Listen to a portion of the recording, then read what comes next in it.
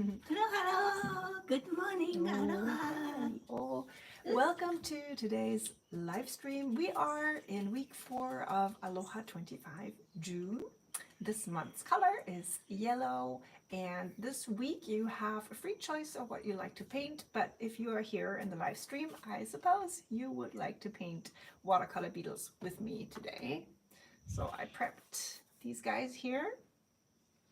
These are very abstract, simple shapes, but the special point about them is that we're going to use patterns, so Hawaiian inspired patterns and Japanese inspired patterns. I'm going to talk about this some more in a minute. So let's turn the camera around and let's get started. I'm so glad you're feeling better. Yes, Yeah, Mom was sick for 2 weeks, which thank God. you know, it's such a bummer when you're on vacation and then you fall sick. So she had the flu, but now she's over it. And of course, once she was done with it, she gave it to me. Yeah, she gave it to my husband. So thankfully, yeah, you're over it too. I agree. You should be over it. And hopefully I won't get it. Okay, here we go, guys. Oops, sorry. Wow, I can see on my iPad that they are actually showing a commercial. That's insane.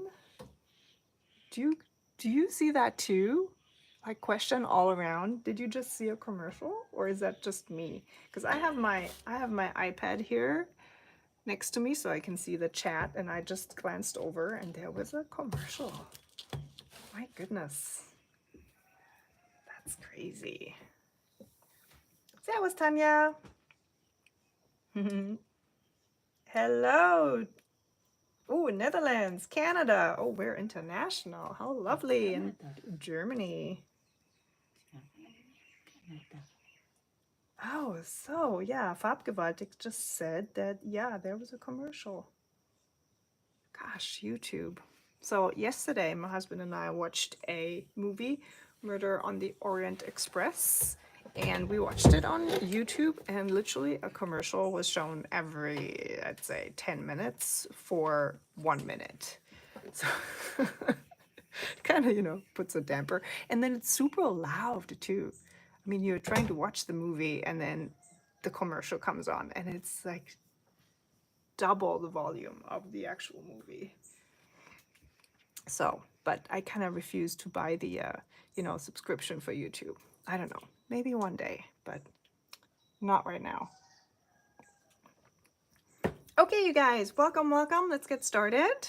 As you can see, I am tried something else. At first, I did some gouache bugs. I mean, I liked them. I just thought the design was too crowded. You know, I tried to squeeze in all kinds of bugs. And I also kind of felt like they were lacking something.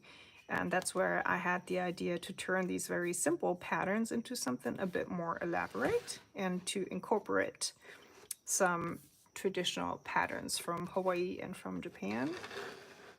So, of course, these all have a meaning. They all come from something, usually from something out in nature, especially in Hawaii. Most of these symbols, or I'd say actually all of them, are connected to something in nature. So, for example, these this very very simple triangle is a symbol for the shark in Hawaii, and actually also all across Polynesia, the Niho Mano.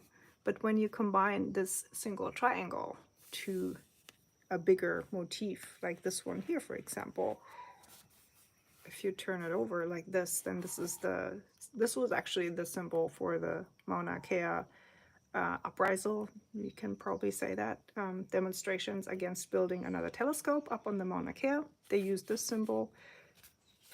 In general, these triangles together signify darkness and lightness, and together it means unity, because unity is always dark and light, kind of like the yin-yang symbol that you're probably familiar with. And then you could go through this whole list of symbols here, and draw them back to some symbol in nature or a symbol derived from nature. And you can find these symbols nowadays, I would say, mostly in tattoos, but also in a lot of artwork. And then the same with the Japanese patterns.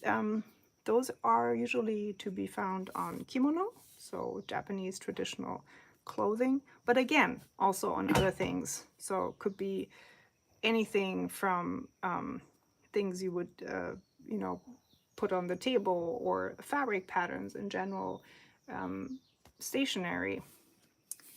So, and I find it really interesting that the symbols are similar. So you would find these two in the Hawaiian or Polynesian culture as well. The Japanese also have a lot of floral symbols. So almost every flower in Japan has been depicted into a stylized pattern symbol here. Like the sakura, the cherry blossom. There's so much more. I only chose a few out of hundreds or thousands of possible ones because I was already thinking about how to incorporate them into a beetle. So you have an oval shape, and I figured, swirls would be nice, and then something very simple like this pattern here would go well with an elongated bug. A bug. A bug is an insect. Insect? Yeah, but a specific one. I believe a bug is has some kind of a shell to it. B-A-G? B-A-G. Or is it also a bee? Is it just like a general term for insects? I think so. Yeah, B-U-G. B-U-G? Yeah. It can also happen to you when you're on the computer or you're on your phone and you have a bug in your phone, then it doesn't work. That's also a bug. Yeah, and then there's a car as well. The Volkswagen Beetle, also called a bug. So many bugs everywhere, especially here in Hawaii. So many bugs, yes. Hola, Leah. Hi, Leah. Okay, you guys, let's get started. I have my Canson XL watercolor paper. Very inexpensive. I love using it, especially for illustrations that do not need layering. So simple illustrations, almost like one-dimensional illustrations, are what works really well on this paper. If you want to go into layering, then I would suggest that you use watercolor paper, like more high quality one, but for something like we do today, this is super sufficient. But this bags is very cute. It's a very beautiful color. Yeah, today. it's yellow and opera pink. One of my Yes. favorite combinations. Very pretty. Very pretty color. Yeah, I think that's why I kind of didn't want to do this color combo, because I thought it was a bit too boring for the hot and beautiful summer we're currently in, at least here in Hawaii. Cool. So, I think in the description in the newsletter, I wrote a yellow colored pencil, which you are very welcome to use for the sketch. However, because we're going to paint over everything and we still want to be able to see the patterns and swirls, I would actually, for this session, recommend that you use a regular pencil. So whatever paper you're using, draw a vertical line in the center and then a horizontal line. You can use a ruler here, of course. And then 2 more lines going down the center of all boxes. So this is only to indicate where you want to place your beetles, and so that we have enough space in between them. If this feels too crowded for you, all the legs are kind of like intertwining crazily, you can just draw your bugs a little smaller. So we're gonna draw in elliptical shapes into every box. Try to vary them a little bit. So this one is gonna be a bit wider. Breiter. Ja, bisschen breiter. Yeah. And then this one down here is a long and skinny dude. Naturally, bugs are symmetrical. At least that's what I think. So this is the challenge here, to draw your shapes in a, you know, fairly symmetrical way. But honestly, don't sweat it too much.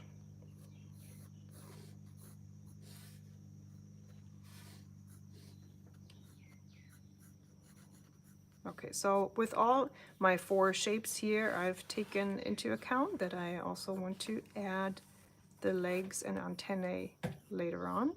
However, if you feel like you're running out of space, you can just vary how you draw your legs and antenna in. So what I mean by that is, let's say we start with this one here, we add the antennae, Antenna. and then you realize, wow, okay, that's totally going into this guy's square over here. Then you can just, you know, kind of go with this shape here and put the antennae of the beetle up here, kind of like nestle it into the antennae of this bug here. So it's creating kind of like its own pattern. Okay, and then these guys all need antennae and 6 legs. So again, you can try and be pretty symmetrical. And it's usually easiest to break up the legs into small parts. Is this visible enough for you guys? Should I maybe zoom in a little bit? I feel like pencil sketches are always so difficult to see. So I hope this works. I can also just press down a little harder so you can see better. So as you can see, I'm really trying to mirror every movement on the other side. However, honestly, because bugs are able to move their legs separately, you know, these ones, the legs do not have to be symmetrical. At least not in my book. I think it really depends on what you like for your illustration today.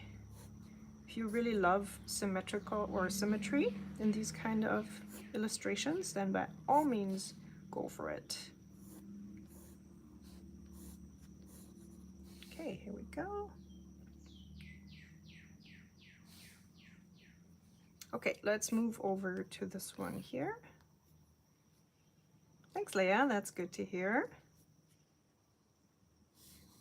All right, I'm gonna draw in a part of the pattern here already, just this little triangle on top. Then we'll define the center line. And this is the head here of our beetle. Again, this is very abstract. You can see I'm not drawing in any eyes or other features, just keeping it very abstract and simple, simplified. Okay, for this one has really long antennae. This was actually derived from a beetle that is endemic here in Hawaii, the koa longhorn. This guy here. This is what it usually looks, so you can see super long antennae.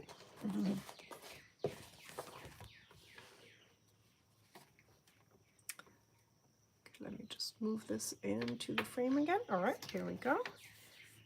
So you can go all the way. And just like I mentioned in the last live stream, there's always a direction and curve that is most convenient for your hand.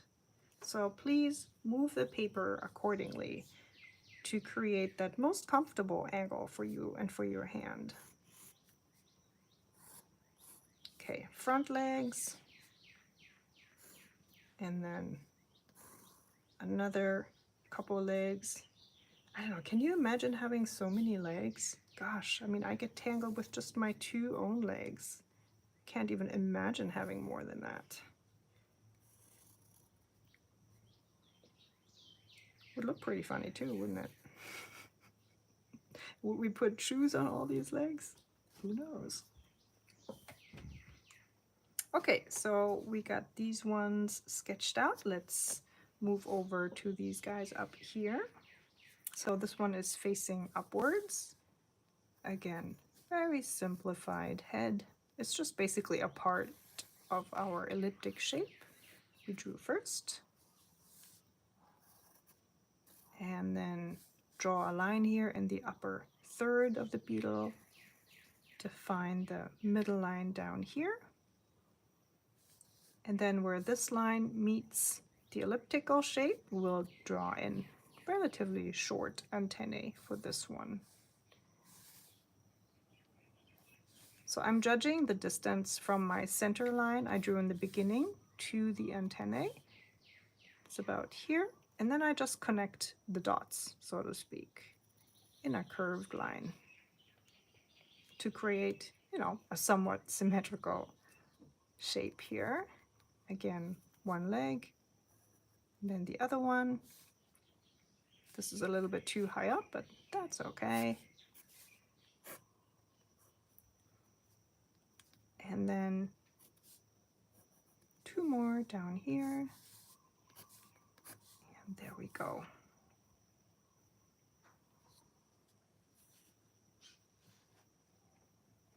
All right, this guy here we already drew in the antennae.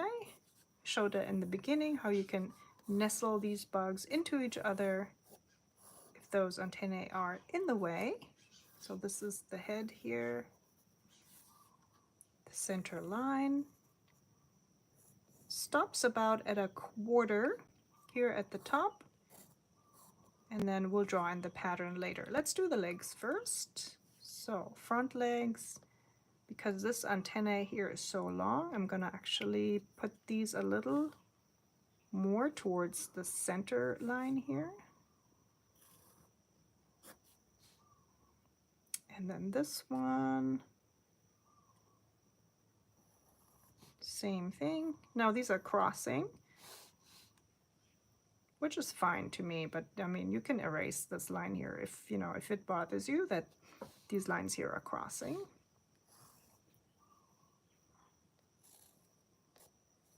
And then two more legs here in the back. All right, so many legs. Okay, now you have two choices for the next step. You could put in the base layer, which is yellow, first, let everything dry, and then draw in the pattern. This way you could see it more easily. And this way you could also use a water-soluble colored pencil if you draw on top of your yellow base layer.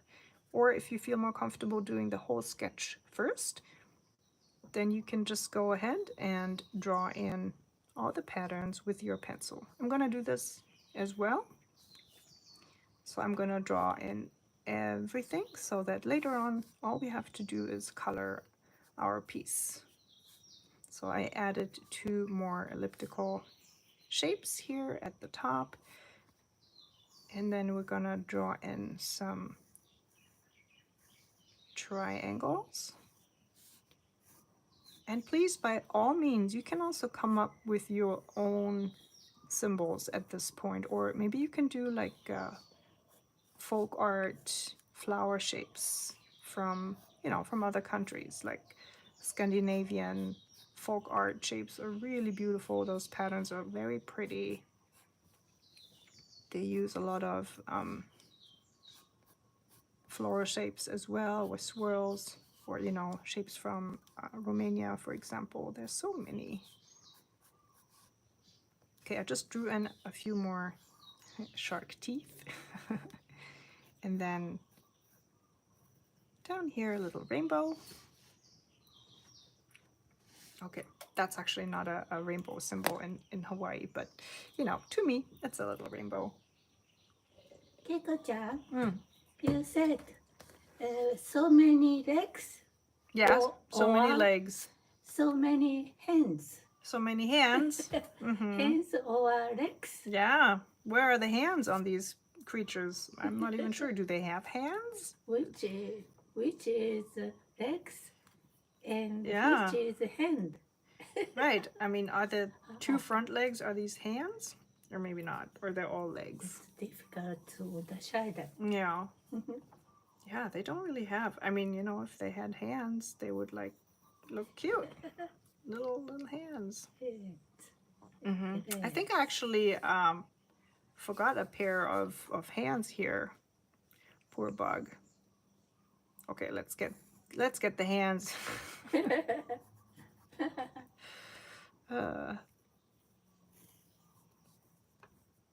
See, it was just too many legs. Forgot a pair. Okay, so this one is done. And then for this guy over here, I would like to, so we moved from Hawaii pattern to Japan pattern over here.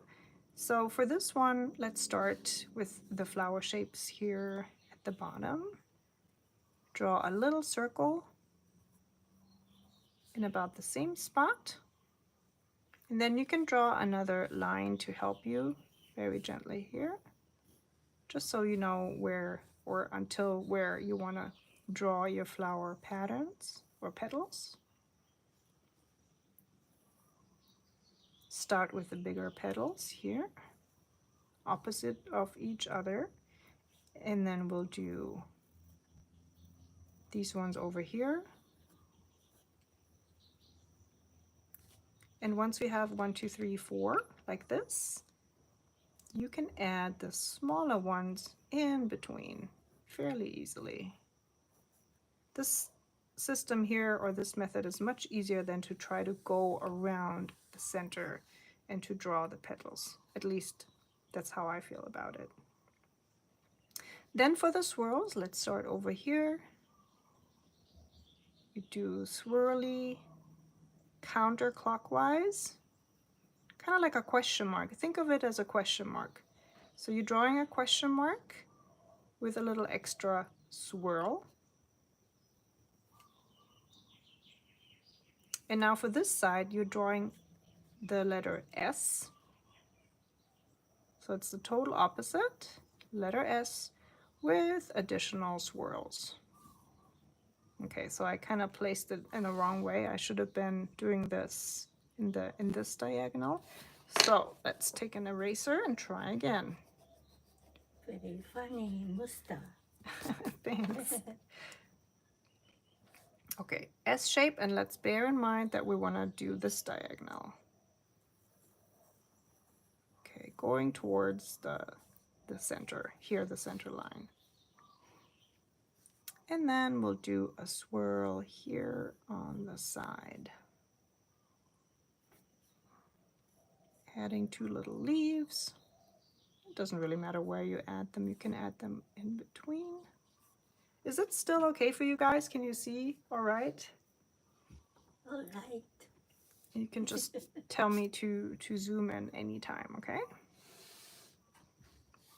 All right, let's move back to Hawaii and let's put in a very simple yet effective zigzag pattern. So we'll start here on the edges.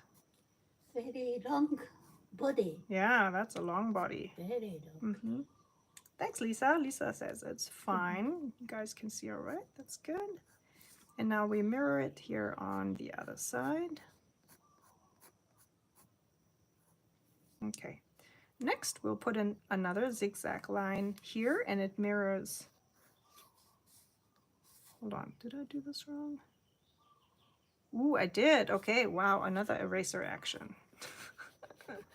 I always try to not really erase much on watercolor paper because it messes with the paper. However, this one, the Canson XL, it can take a lot. Okay, so we are gonna start here and then go towards the outside. So we try to mirror everything we did over here.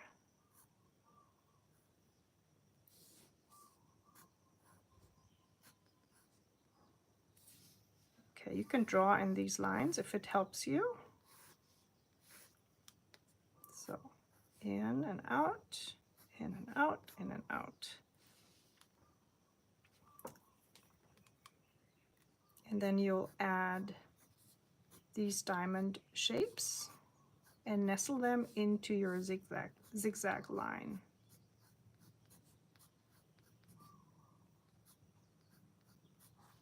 I'm kind of thinking probably, you know, it would have been easier to start with the diamond shapes because then you can just add the zigzag line around it. If you're not there yet, if you're maybe still stuck with the other bug, then I would now, come to think of it, recommend that you put in the diamond shapes first and then draw in the zigzag line.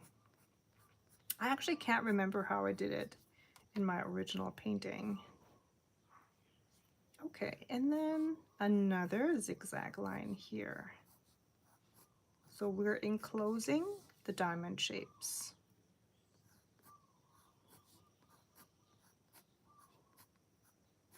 Okay, here we go.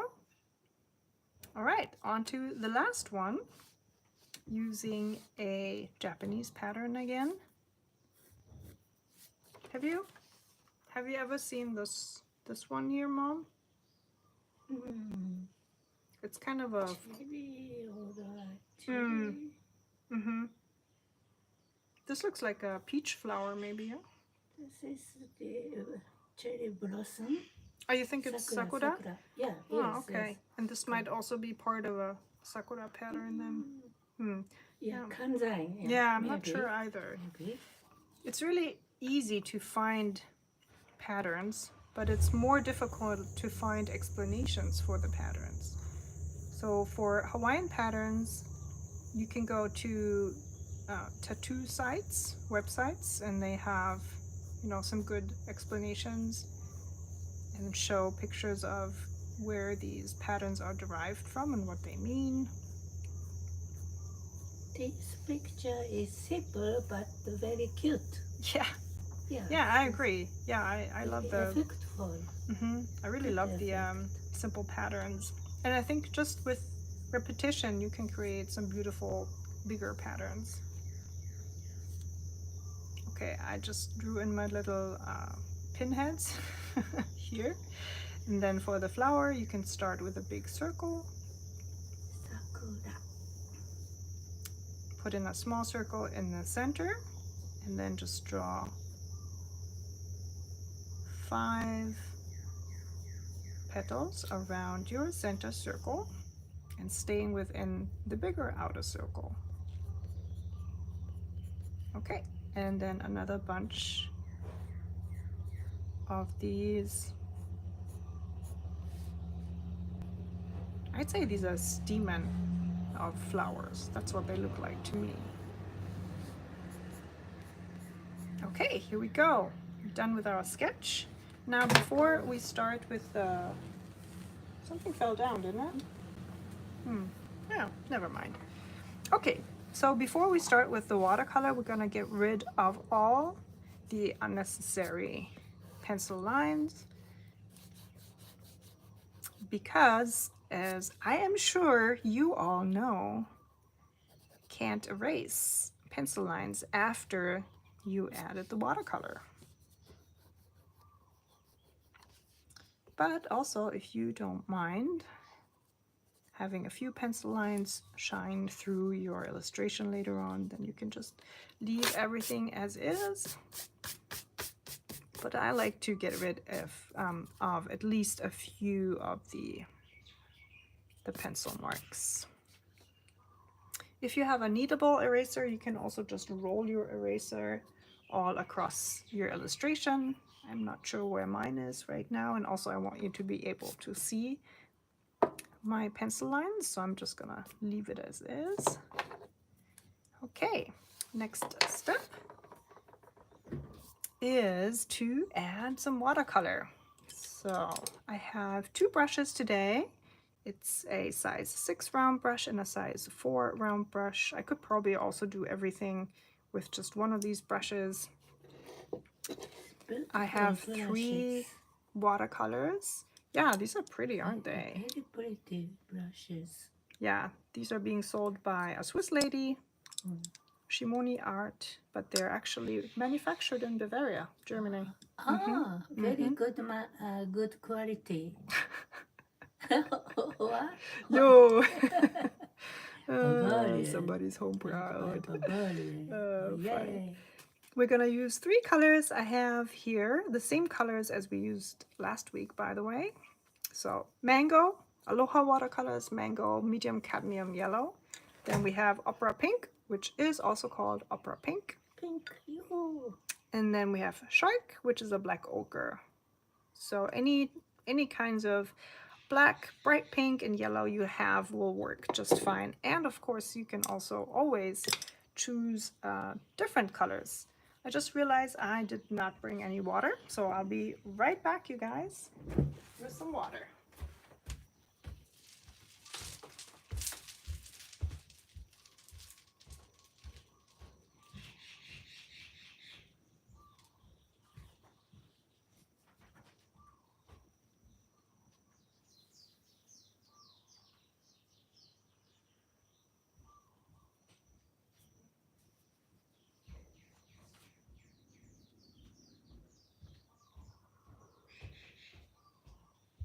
You're so quiet, Taki. I thought you were gonna talk to my guests here today. So.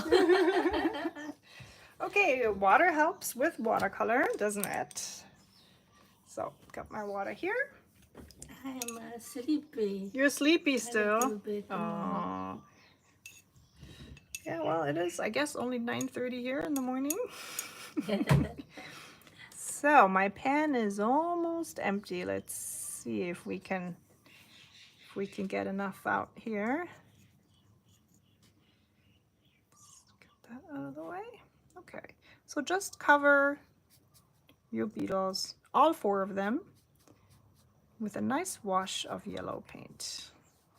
So I'm doing this wet on dry. I didn't put any water on the paper beforehand, you know, because these are fairly small shapes, so you can create a very regular, nice wash. Wet on dry. Honestly, I don't think it really matters what kind of brush you use for this step. You could even use a flat brush or a large round brush for this one, or a filbert. Just get the paint on.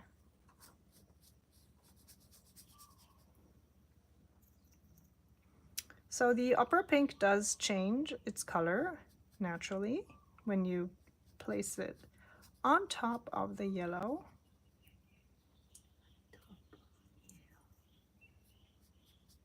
But because it's a very strong color and has a very high tinting strength, it will retain most of its bright opera pink. I like this yellow color, special yellow color in summertime, very, very much. Me too, yeah, and especially this one. This is my favorite yellow. And today's the opera pink too. I like very, very much opera pink. Yeah, too. I do have my favorites, I have to Yes. admit. Even though my store probably has up to 200 different colors at this point. Oh, 200 I think different so, colors. yeah. I mean, they're not all available always. Mm.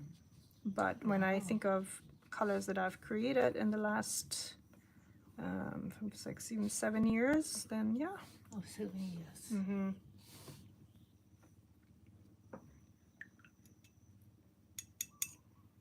Leah had to run and get her water too. That's funny. So I'm not the only one. Usually that's not something I forget. But I had my tea here, but not my paint water. So for a second I contemplated using tea water, but then, you know, I'd have brown bugs.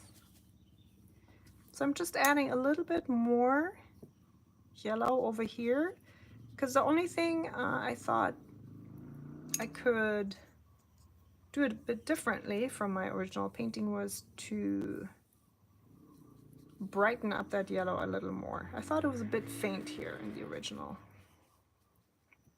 So just adding a little bit more yellow, and man, we are really at the bottom of this pan.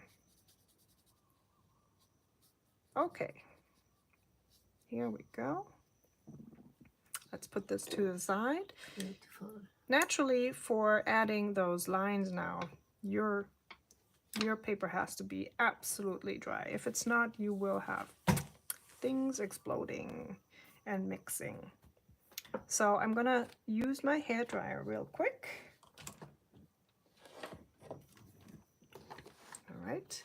I'm always contemplating putting the stream on mute, but I actually don't even know how to do it. So if you know how to do it, explain to me, because that would probably be much better.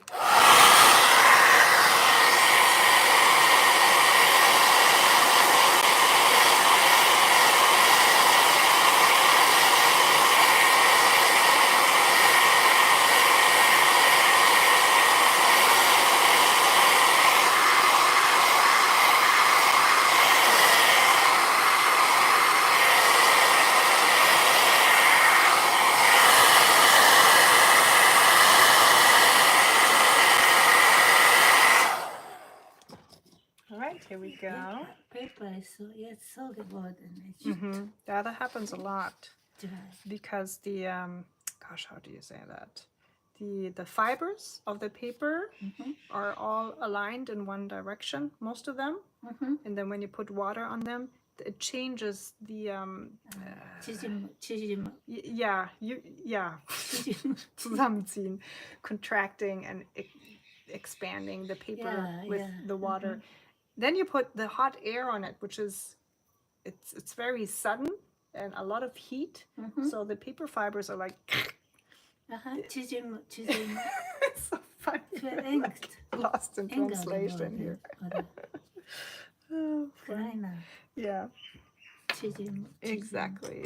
Zusammenziehen, to contract. I think it's contract in English. So, and that makes the paper buckle, of course. I'm switching to my size 4 round brush, which is actually, it's quite big for the size of my illustration here. However, these brushes have such a sharp, pointy tip that it works. If you want to use maybe a liner brush or a smaller round brush, you know, like a size 1 or so, please feel free to do so, especially if your bugs are smaller than mine here. The size of my paper is around, it's a bit smaller than letter size. So maybe a size 2 round brush. I'll just keep this here. Maybe I'll need that. Okay. So let's dip into our opera pink.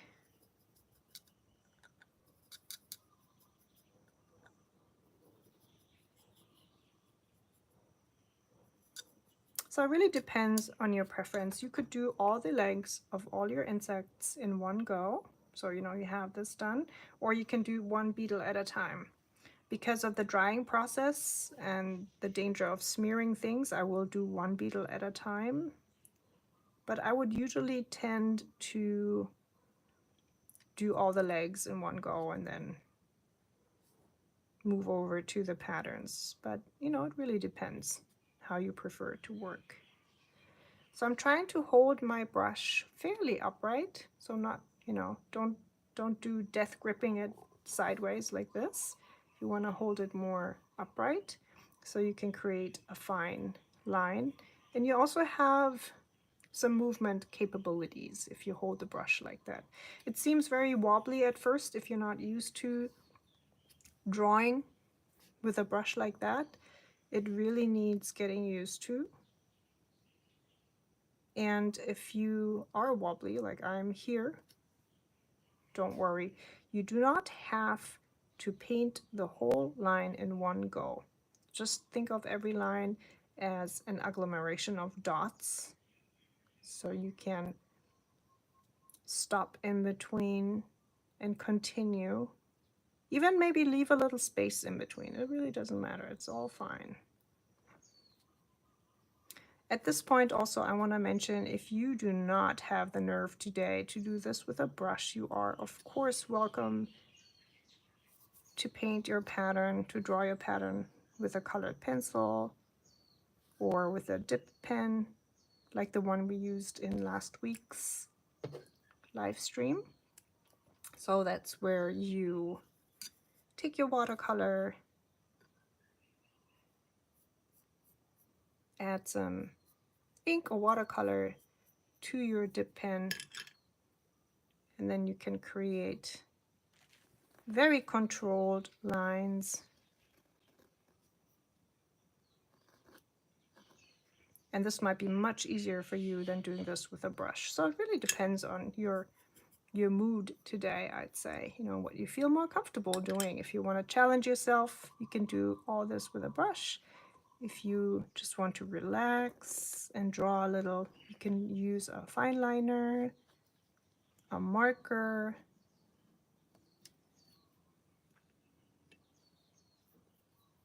But I would suggest that for the patterns within the bug, you use a brush, just because it looks so nice. You know, the way the opera pink layers on top of the yellow, you can create a bright red, and depending on how much paint you use, you can vary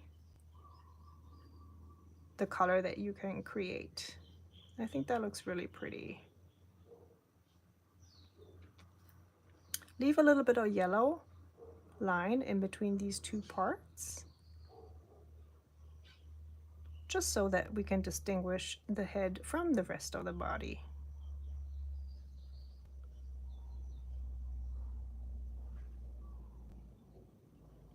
And because today I added a much brighter yellow to my background, I have therefore more of a red here compared to my original painting, where my yellow was much lighter and the opera pink retained its opera pink color a lot more. So you can see I'm working pretty quickly, so I'm not too concerned about getting everything too symmetrical. Plus, I already, you know, of course. Opera pink. Sounds very gorgeous. Yeah, gorgeous, right? Not so jazz pink or... Yeah, there should be a jazz pink. I agree. Rock pink. Rock pink. So. Hell yeah. But opera pink is so very brilliant, so gorgeous. Gorgeous. Sounds is so good. Yeah. Opera pink. Like the high C. Aye. Sounds is so nice. Opera pink. I agree, and I have no idea how they came up with that name. Opera pink. Okay, so bug number 1 is done. I did add some black shadows to this one over here.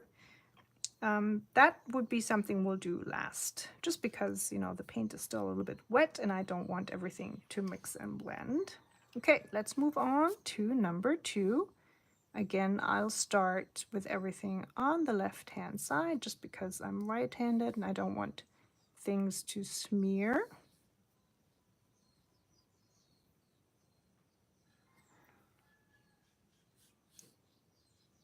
Here we go.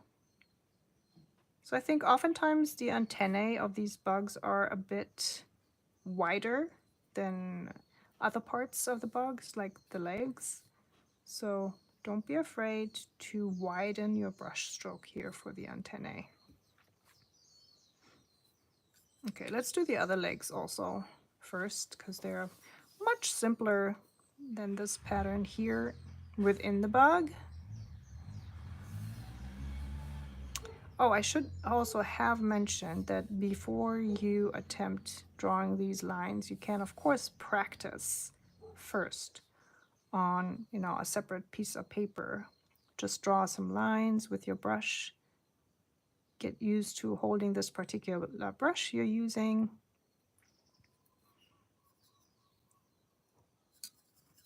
But I guess because I have such a, how do you say,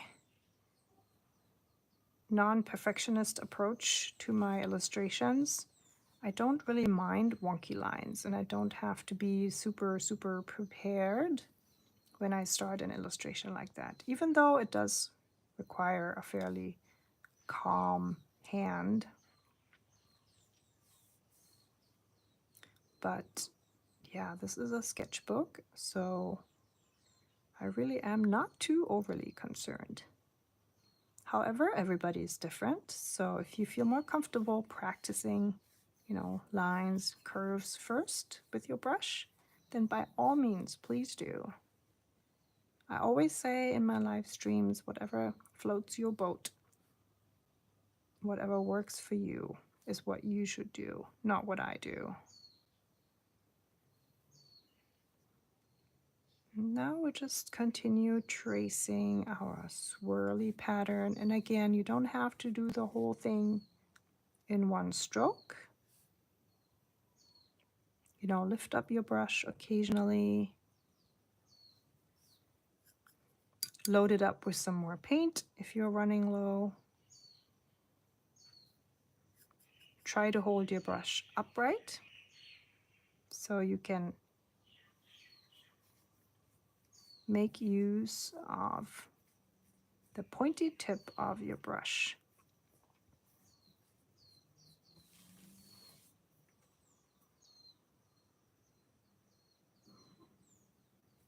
Okay, if you make a mistake at this point, if you, for example, boggle up a line or you add something, you know, a pattern that's not even there, I'm gonna finish this flower and then I'll show you what I mean and how you can save that. Okay, let's say you just dripped some paint over here. Then, well, first of all, this actually doesn't even, I don't even notice that mistake here, but you could, of course, draw in one on the other side. If you made a line, I don't know, too thick or it's like super wonky like that, again, just try and mirror whatever you did on the other side.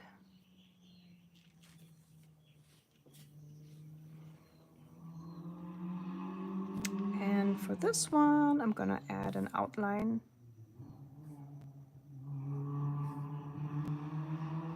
to define the shape of the bug a little more. Keiko-chan, may I one question? Sure. You used here is here, ne? Here is this pen. This pen. Oh yeah, I just wanted to show them that you can use different you have ones. here brush, only brush, because I think here gerade linie, 駅で linie is has to this used. On the violet here, rundiga. No, that's not the reason. I just use it to demonstrate that you can use different materials. So, you know. Okay. Yeah, you can even, you know, you could even use a colored. For me, it's very interested. You know, you could even use a colored pencil to make your pattern. So, and this was a water-soluble colored pencil, so you can just paint over it. You know, painting with a brush, it is difficult. It's difficult to paint with a brush, small line, thin line. So maybe easier with a color pencil. That's why I say use whatever works for you. Yes, I see. That's right. Okay, moving on Interessant. to bug number 3, the koa longhorn bug. So let's start with the legs on the left-hand side. Of course, you know, I almost don't feel like I have to mention it, but if you're left-handed, you want to start with everything on the right-hand side, of course.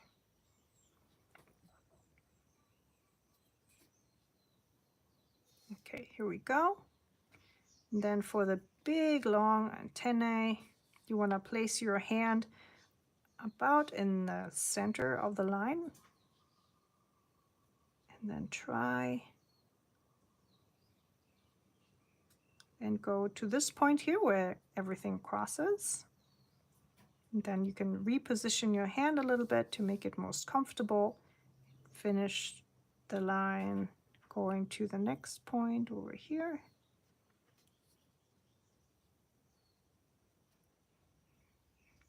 Okay, again, it might be easiest for you to move the paper in a direction that's most comfortable for you. You can maybe also notice that I'm actually moving my whole hand. So I kind of put my brush in a locked position, and then I move my whole hand down like that. And then I can go back in and maybe widen my line a little bit like this. Now for this one, I would usually turn my paper, but I'll just try like this because I do have these points where everything crosses, where I can take a little break. So I don't have to draw the whole line in one go.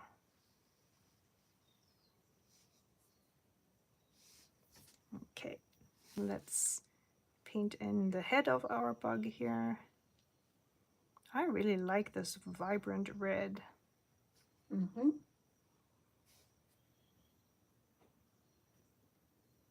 That is beautiful. So mango and opera pink. If you need a really bright red, this is it. Very pretty. Yeah, I like it that too. All right, how's everybody doing? Are you guys painting and illustrating along? Are you just watching the stream today? How's it going? Let's put it over here. Okay, I know for some of you it's pretty late already, like almost 10 p.m. for those of you who are over in Germany or in the Netherlands. So I would totally understand if you were too tired to paint along with me. Okay, let's move on to this pattern here. So all along the outer line of our bug here, we'll draw in these triangle shapes. I'm still using my size 4 round brush with a very pointy tip.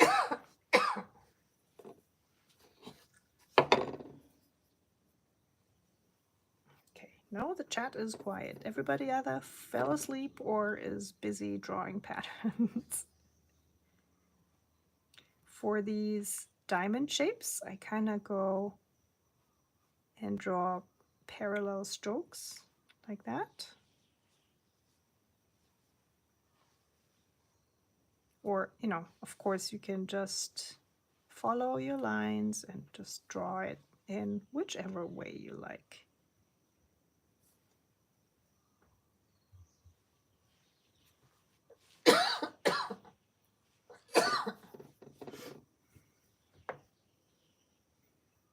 Okay, Leah says she's having too much fun making these. Oh, that's good. Yeah, I love it because you're usually, I'd say, more of a loose floral type of painter. So I feel really honored that you're joining this live stream today because this is such a different style. But then again, honestly, I think most artists have more than one style, don't they? Or at least try different things.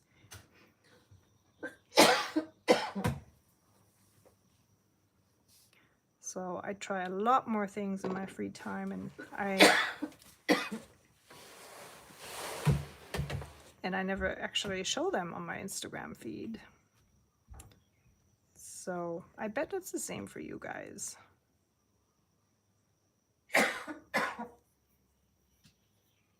May I have a drink?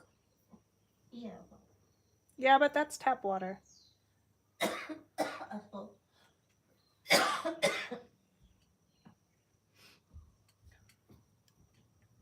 Darf ich einen Schluck von dir trinken? Natürlich. Ich muss gar nicht fragen. Okay, Leah says, my fiance loves bugs. Really? So he's making the left side and I'm making the right. Oh my, that's so cute.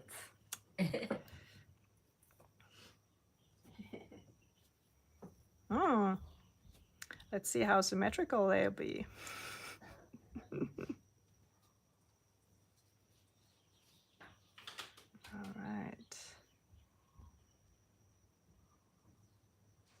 Okay, Farbgewaltigt is preparing the sketch now and color it tomorrow. Ooh, that's a good idea. That's really hard for me. So once I have my sketch, I so want to get on with it and color it in. It's really difficult for me to walk away from a sketch and leave it overnight, for example. Guess I'm kind of like an impatient artist. I want to get things done. I guess it's also why my style developed into this very loose and let it go with the flow type of style, because I actually used to do very intricate drawings way back, a long time ago. Kind of got away from that. I really enjoy the process of painting so much, but not too intricate anymore, not too detailed. I do admire artists who spend months on one canvas, for example. I'm not sure I'd have the patience for that.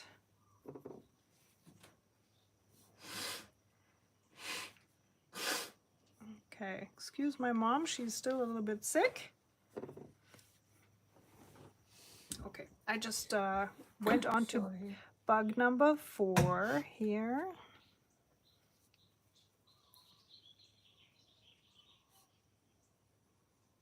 Gosh, I love that red. That is so pretty.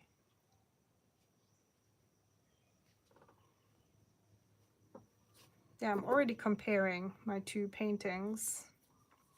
So usually I like the one that I do in the live stream more, but today I'm actually not sure. Let's see, let's finish up and then compare.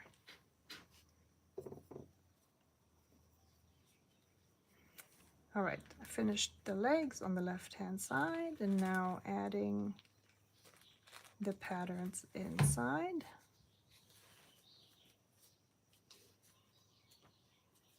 Okay, so for all of you who are painting along, are you all painting with a brush, or did you maybe decide to move to another supply?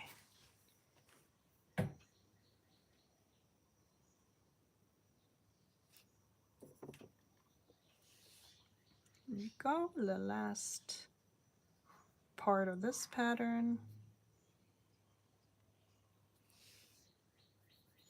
Okay, good job, Mahalo. This bonbon, Alice bonbon from the girlfriend. Oh, very good. Good old halls.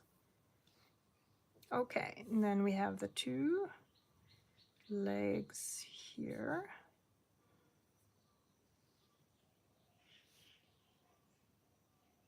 Ooh, Leah is using a glass pen for details. Now that is smart.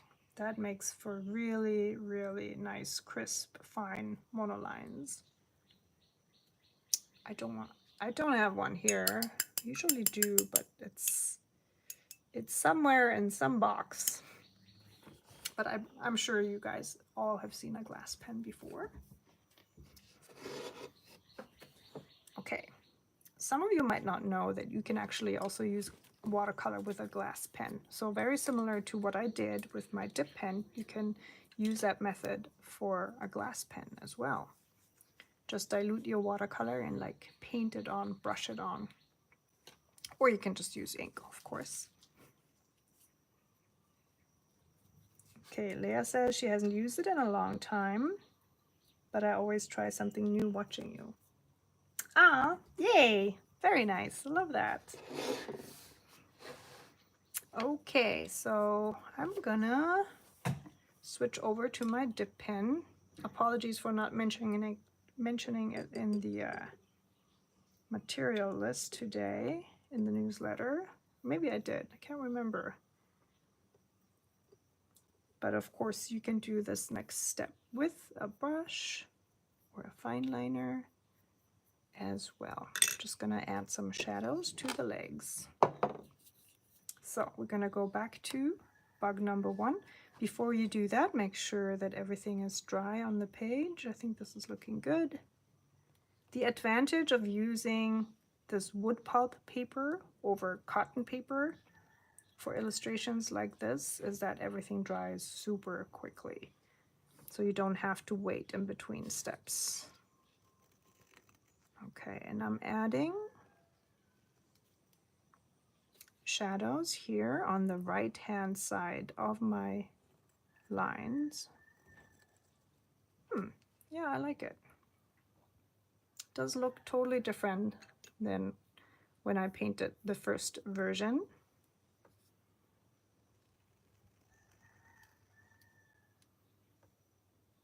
I really do like that.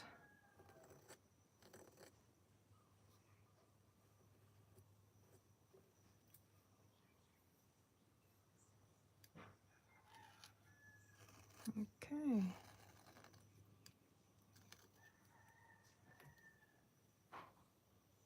Now I'm thinking, I could even add some more fine black lines within my pattern.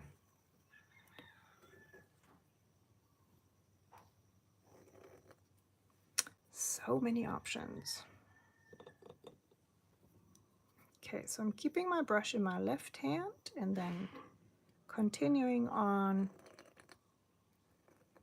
adding fine black lines on the right hand side of those little bug legs.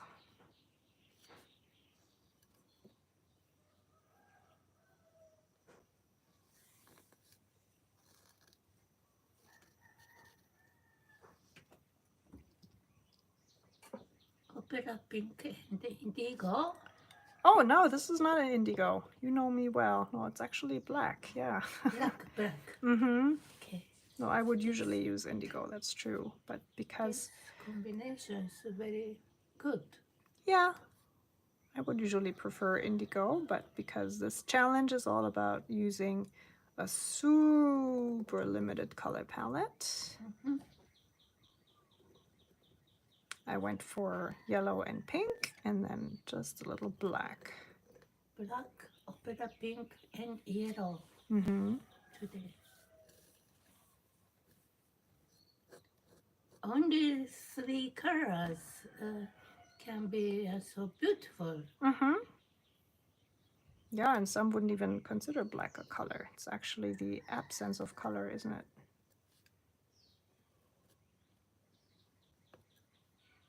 So if you guys are familiar with lettering, then you probably have been going through adding shadows to your letters. Then this step here might be much easier for you, figuring out where to place the line. But don't worry if not. Just try to remember to stay on the right hand side of your lines. It's not always really clear, you know, sometimes, especially when the line makes a curve, you have to kind of like switch sides. Okay, can I have a little opinion here from you guys, which one you like better? You do it very well. So I have to say, I kind of like, you know, the simplified versions without any black lines. I kind of like it better at this point. So, what do you guys like better, top or bottom? With the black lines or without? Keiko-chan, Yeah. hast du vergessen? Hier, rot. Warte,これ, cherry. Yeah, it was kind of on purpose. Just wanted it to be a bit different from the first one. So I think I like this better. Yes. Okay, Leah says she likes the more refined look better, and Steph says... Okay, she likes the body of the live better and the legs of the first one. Okay, that's a good one. That's a very refined feedback here. I like it. It has a different taste. Yeah, I know, but this Yes, is really like, it's very Okay, I'm interesting. gonna switch back to my size 4 round brush and add just, for looksies, add a few shadows with a brush. Because, yeah, I think it really does make a difference. It's a bit softer.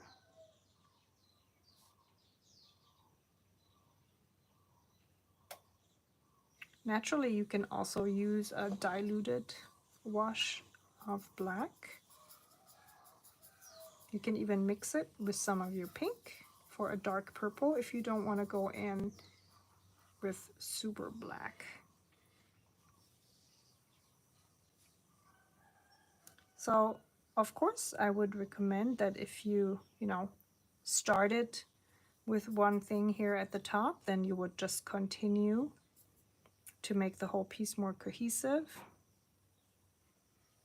But for the sake of this live stream, I want to just try different things so you can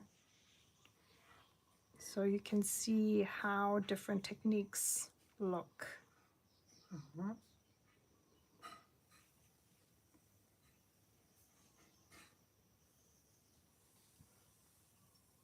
Yeah, I gotta say, I do like the softer approach better. Maybe that's just today, maybe that's gonna be the same tomorrow, I don't know, but today I do prefer the softer look. And the fact that it's a bit purplish here by mixing opera pink and black. So it's not too much of a contrast.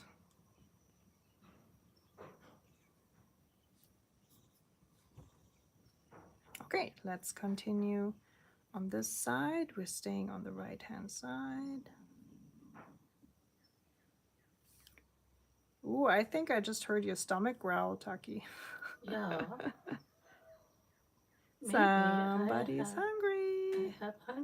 I am hungry Yeah. now a little bit. Good size.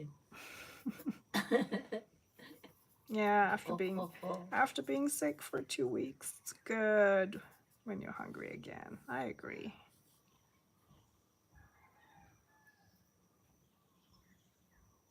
Okay, here we go. Yep. Wow, for me, that's 100%. Like this one better. Yes.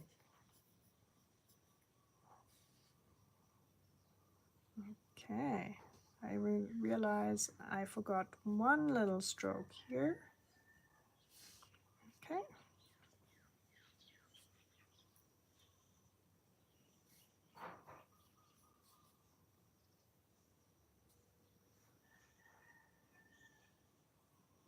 I think this one here is probably the most difficult part of this whole illustration.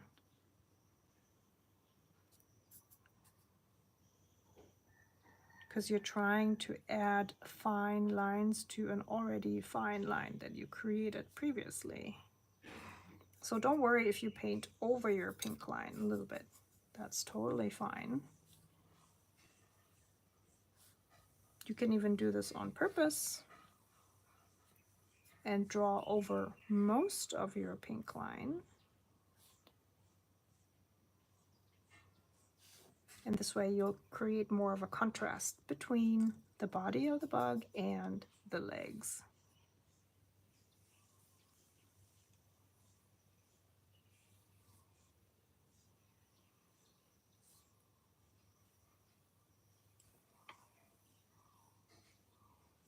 Yeah, I think I like this one the best so far. I like it too.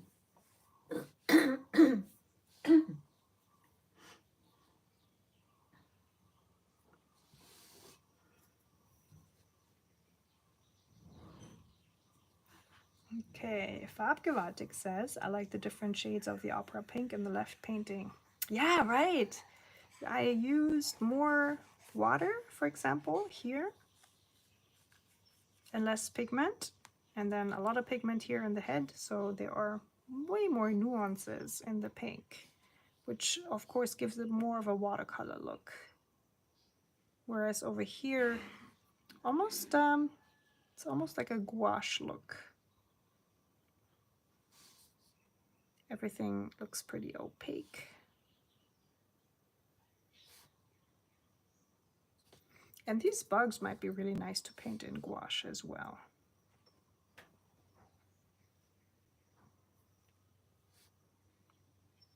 I do love using gouache, but of course, because I create my own handmade watercolors, I try to, you know, not forget about my watercolors, not do too much in other mediums. All right, you guys, let's do the comparison. Wow, schön. Beautiful. Yeah, I have to say, I think my favorite one is this one here, overall, even compared to the first one. But overall, I do prefer my original painting. So, yeah, I do like the variations in the pink, the more diluted ones and the more intense ones. And I have to say, now that I added more yellow to my bugs today on purpose to see the difference, I do prefer the watered down version of yellow on this side. Yeah, live and learn. It's very interesting. That's why I always encourage people to draw the same motif or paint the same motif twice and to see the difference if you want to kind of try and find out about your style as well. If you're looking for defining your style a little more, maybe, then, you know, try to draw the same thing in different ways. And I think it's automatically, you will automatically be drawn to something over the other thing. Not always, you know, sometimes I look at things and I like them all. The truth, that's what happens sometimes. All right, everyone. Who wants to know about the color for next month? Should I give you a little hint? Beautiful. This month was all about the color yellow, and you guys know what colors we had in the last few months, right? We had blue and we had pink and we had black and white. So what could it be? All right, let me see if I have something that has that color in it. I do actually. This cute little thing here. Look at that. So, Rosemarie, Sachsenrose, made that for me. It's so cute. And it has the color that we're going to use next month in it. And as you all know, January was blue month, so it's not going to be blue. So it can only be the other color, the turquoise. All right, you guys. So for the color turquoise for next month, if you have something that you would love to paint next month, please leave it down below in the comments. I already have ideas for prompts, of course, but I would love to have your input as well. So if there's something that you would love to draw, and it doesn't have to be turquoise per se, you know, like for example, one of my ideas was to paint a dream catcher. They come in all colors, right? So just whatever you like to paint. Could be animals, could be the ocean, could be something summery, or yeah, just leave me a comment down below. And as always, I would super appreciate it if you give me a thumbs up here in the video, if you leave me a comment. And I'll see you again in the next live stream that will be in July with the new color. All right, happy creating. Oh yeah, more hearts. That looks more like a bug. That was cute.